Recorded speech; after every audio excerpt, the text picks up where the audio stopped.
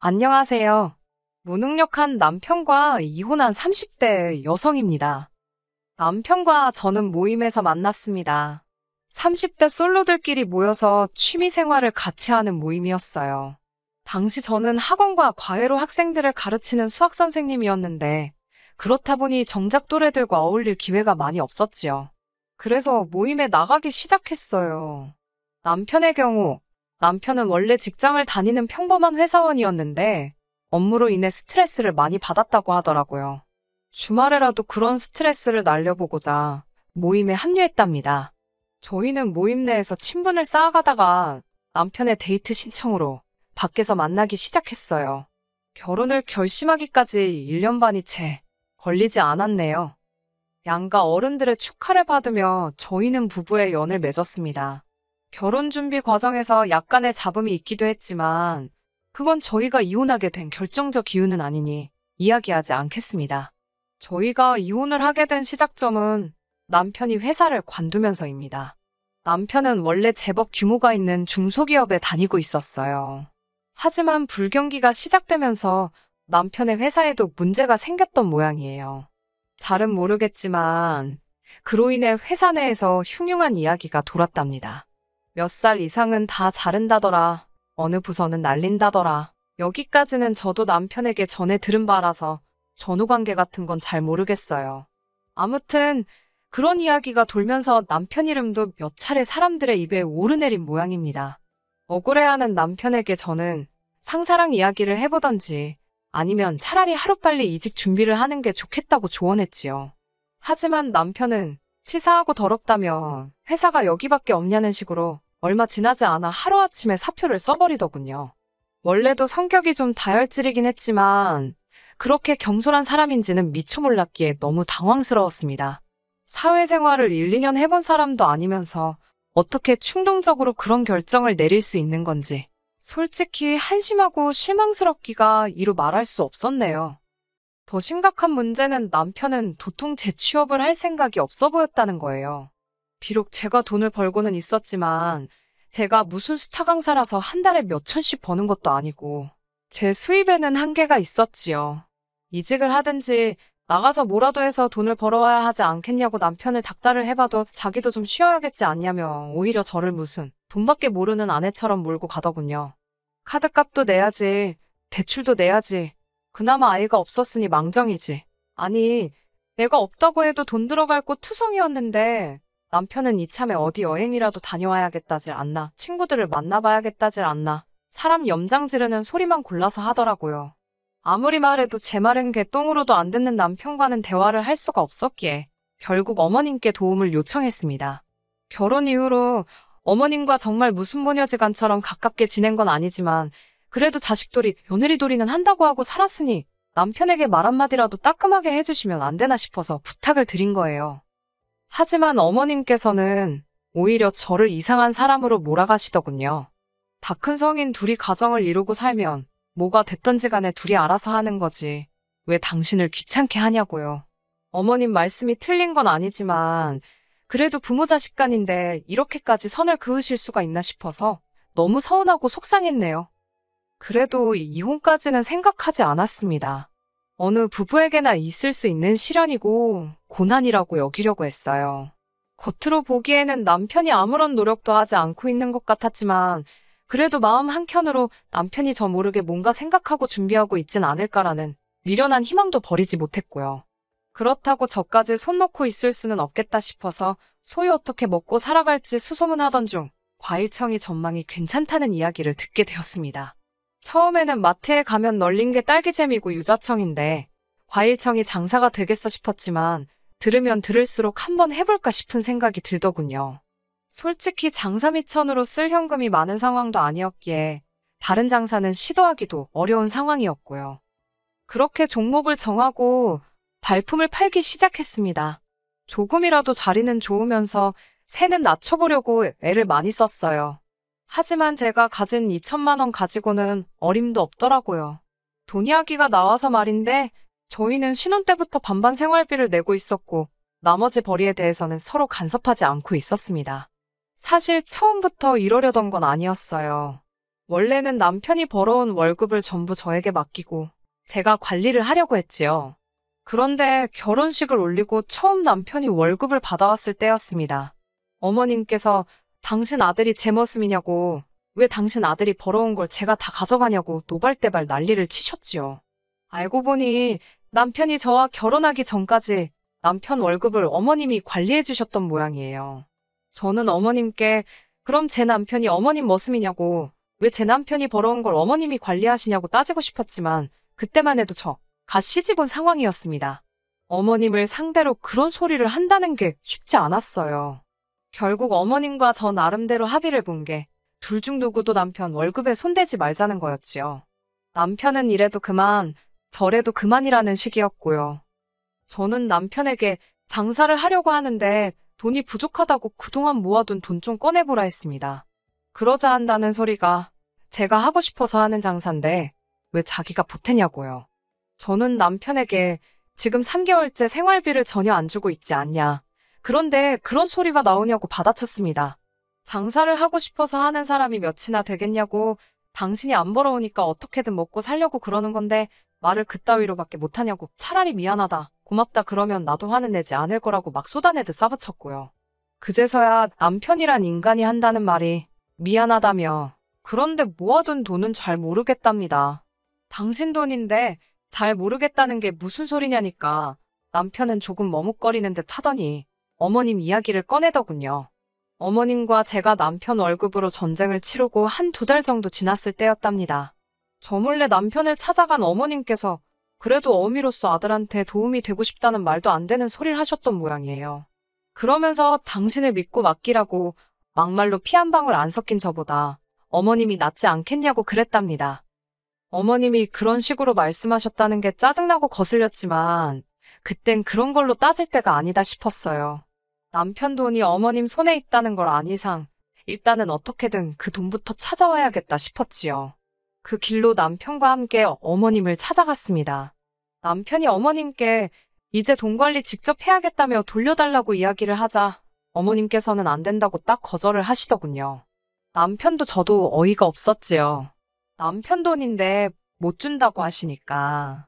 제가 어머님께 이런 장사를 해보려고 하는데 지금 돈이 부족해서 그런다.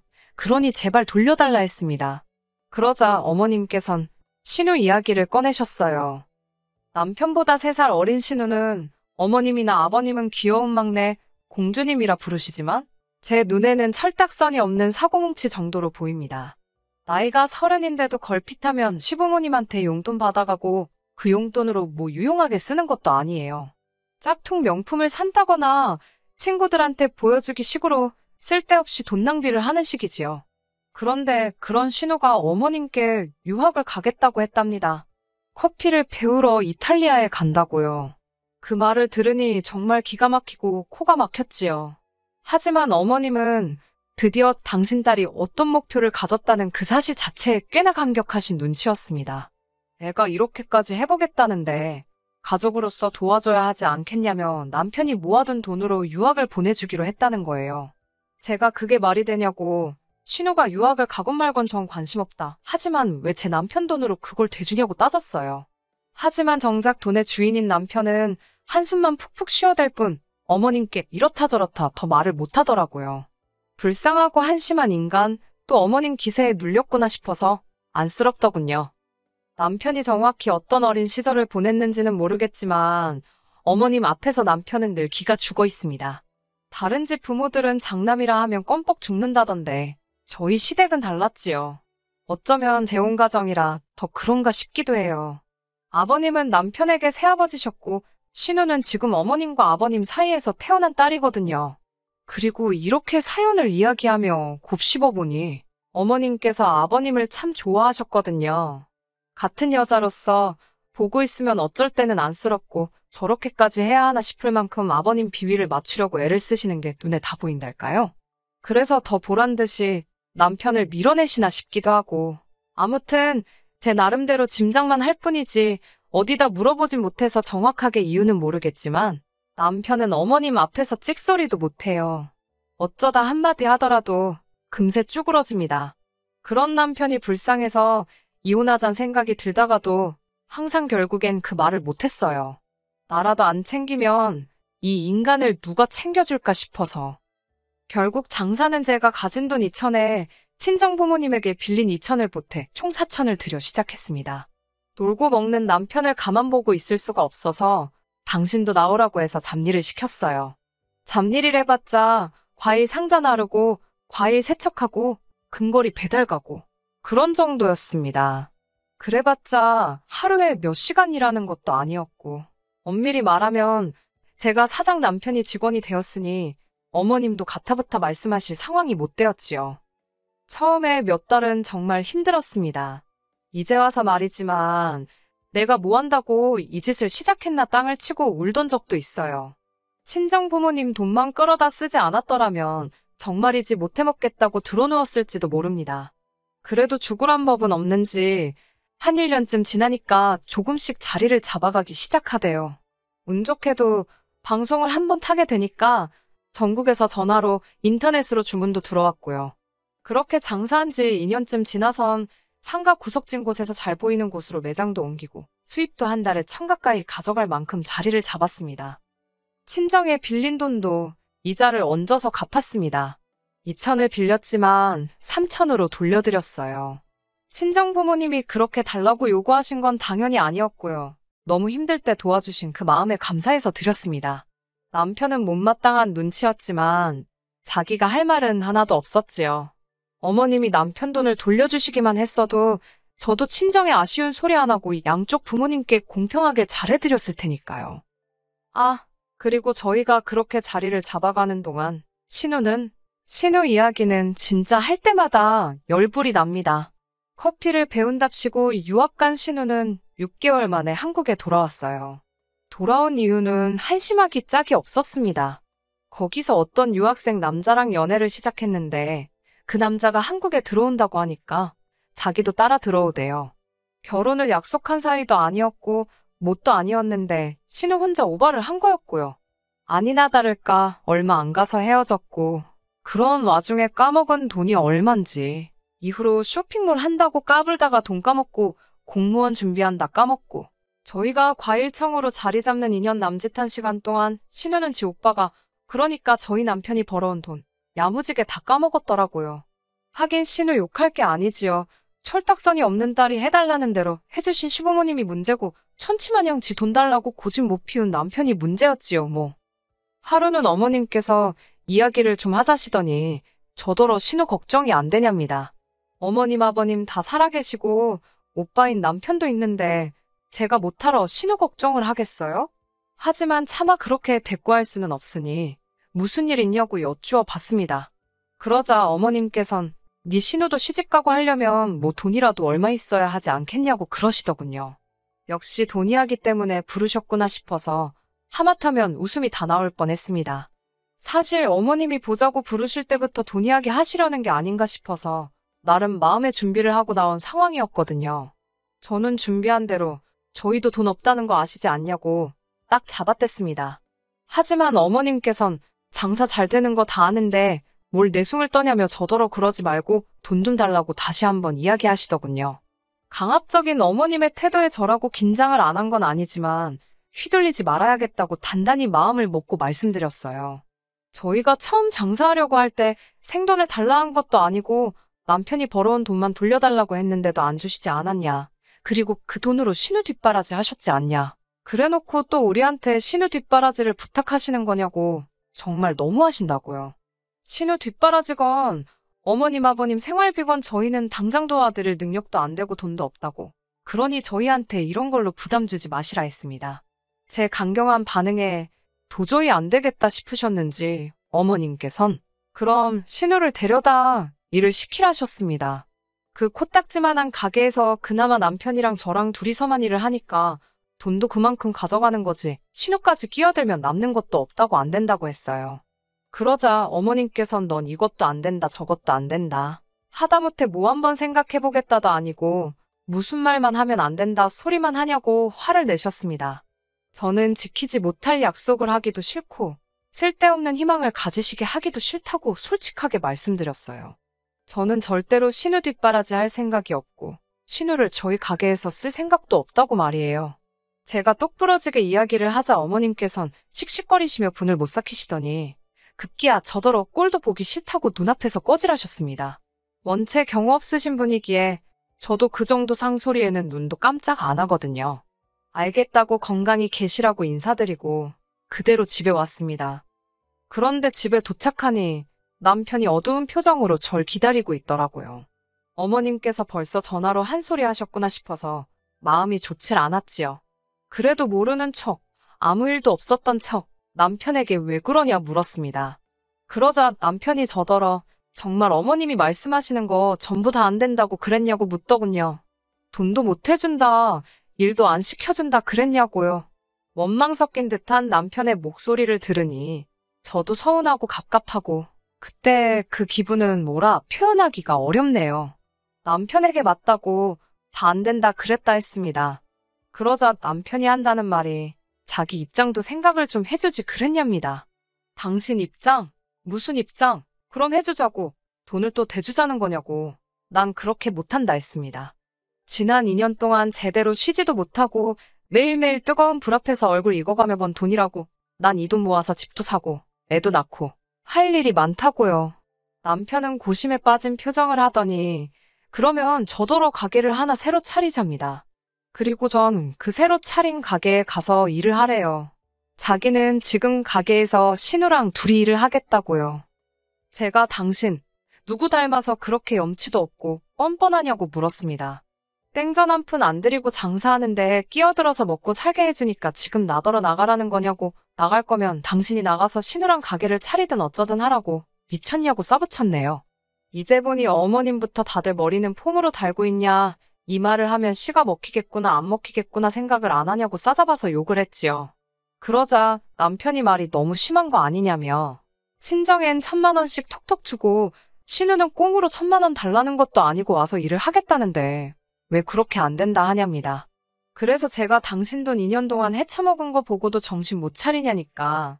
그건 자기 돈이니까 전 신경 쓰지 말랍니다. 왜 간섭이냐고요. 그제서야 망치로 머리를 한 대 맞은 듯 깨달음이 들더군요. 내 딴에는 지네 엄마한테 지 어떻게든 지켜주고 챙겨주려고 했는데 정작 당사자는 지가 당하고 있는지 어쩐지도 모르고 막말로 제가 무슨 자원봉사하는 것도 아니고 뭐 한다고 고마운지도 모르는 사람 챙기느라 진을 빼나 싶어서 머릿속이 복잡해 잠깐 숨을 고른 뒤 남편더러 나가라 했습니다. 정말이지 30분의 정막 끝에 제 입에서 나온 한마디는 그냥 나가였어요. 그러자 남편이 지 엄마 앞에서는 찍소리도 못하더니 저한텐 그동안 자기 일한 거 돈으로 달랍니다. 그 돈으로 자기도 가게 차린다고요. 신이 도왔다고 표현해야 할지 정말 다행히도 저는 남편이 매일 몇 시에 나와 무슨 일을 하고 몇 시에 집에 들어갔는지를 매일같이 기록해두고 있었거든요. 그거에 근거해서 시급 계산해서 보내준다 했습니다. 하루에 서너 시간 꼴랑 일해놓고 자기가 무슨 얼마나 큰 기여라도 한 것 마냥 으스대는 꼴이라니. 결국 남편과 저는 이혼했습니다. 2년간 남편이 일한 거에서 공동생활비를 비롯해 제외할 건 제외하고 나니 1,000만 원 좀 넘더라고요. 먹고 떨어지란 심정으로 그 돈 주고 협의 이혼했습니다. 남편이 저더러 후회하지 말랍니다. 저도 했는데 자기라고 못하겠냐고요. 실컷 얼마든지 잘해보라고 했네요. 그리고 이 사연을 쓰게 된 결정적인 이유이기도 한데 엊그제 지인을 통해 남편 소식을 듣게 되었습니다. 신우가 제빵기술 배워서 카페 차린다고 프랑스 간다고 해서 저한테 가져간 돈 또 죄다 털린 모양이더라고요. 어쩐지. 그래서 엊그제 남편한테 전화가 왔었구나 싶더군요. 아들 돈 홀랑 털어먹고 가족이라는 이름 아래 며느리 돈까지 홀랑 털어먹으려던 시가족 거지근성도 문제지만 해달라는 대로 다 해주려는 남편 호구근성이 더 문제예요. 연락 받아봤자 잘못했다고 빌거나 어디 돈 더 받아낼 거 있는지 구걸하려고 건 전화일기 안 봐도 뻔하지요. 이제 와서 생각 고쳐먹고 후회한다고 한들 제가 마음이 떠났는데 다시 받아주겠어요? 전화는 가볍게 무시하고 더 마주칠 일도 없게 전화번호도 차단해버렸습니다. 그렇게 살고 싶다는데 그렇게 살게 내버려둬야지요. 끝까지 들어주셔서 감사합니다. 오늘의 사연은 여기까지입니다. 구독과 좋아요, 알람 설정 부탁드리고 더 좋은 사연으로 다시 찾아뵙겠습니다. 감사합니다.